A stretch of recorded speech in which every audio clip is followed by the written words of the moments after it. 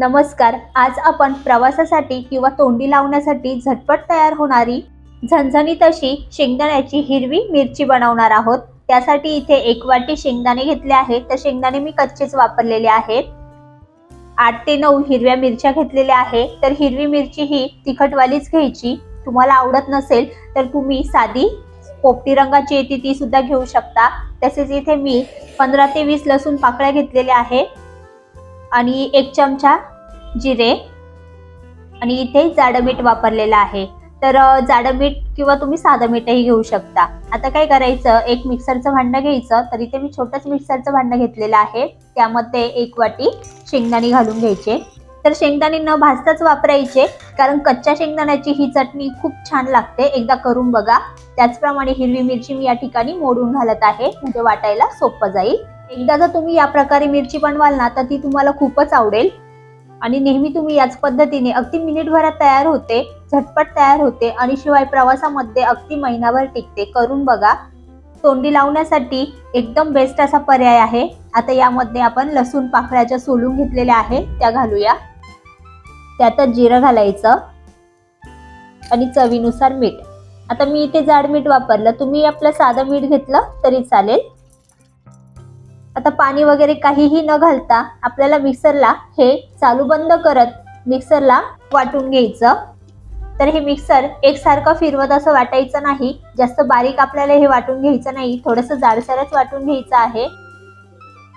तर बघा, याप्रमाणे तुम्ही बघू शकाल थोडंसं जाडसरच वाटून घेतलेलं आहे. जास्तही मी बारीक असं केलेलं नाही, थोडंसं ओबडधोबडच ठेवायचं.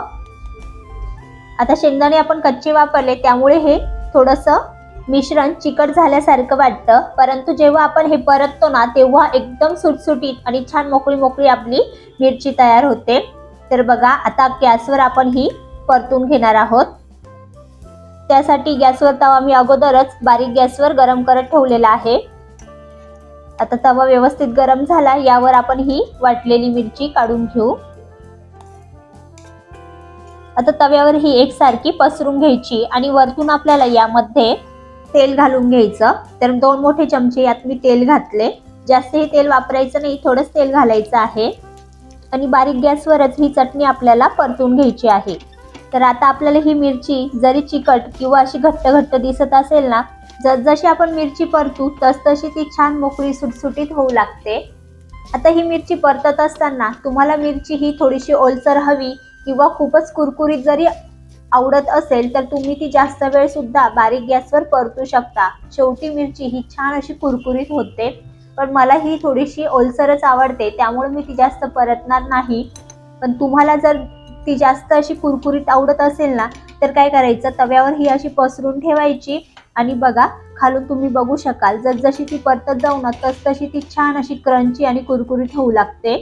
तर ही मिरची तुम्ही प्रवासासाठी किंवा तोंडी लावण्यासाठी भाकर, चपाती किंवा नुसती वरण भातासोबत सुद्धा खूप चविष्ट लागते. एकदा नक्की ट्राय करून बघा. आवडल्यास रेसिपीला लाईक करा. त्याचप्रमाणे चॅनलवर जर तुम्ही आज पहिल्यांदाच माझी ही रेसिपी बघत असाल तर आपल्या चॅनलला सबस्क्राईब करायला विसरू नका.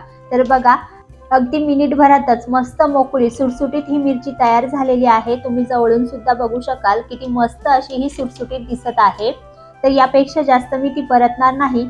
पुढे जर आपण ही मिरची परतली ना तर ती खूप अशी कुरकुरीत होईल. जर तुम्हाला कुरकुरीत मिरची आवडत असेल ना तर तुम्ही गॅसची फ्लेम ही बारीकच ठेवायची आणि अजून 1-2 मिनिटं ही परतून घ्यायची. छान ती कुरकुरीत बनते. बघा तर किती सोपी अशी पद्धत आहे. मस्त झटपट अशी झणझणीत हिरवी मिरचीची चटणी तयार झाली आहे. तर अशा प्रकारे तुम्ही हिरवी चटणी किंवा हिरवी शेंगदाण्याची मिरची नक्की करून बघा. चला तर मग पुन्हा भेटूया एका नवीन आणि अशाच एका झटपट रेसिपी सोबत. तोपर्यंत धन्यवाद.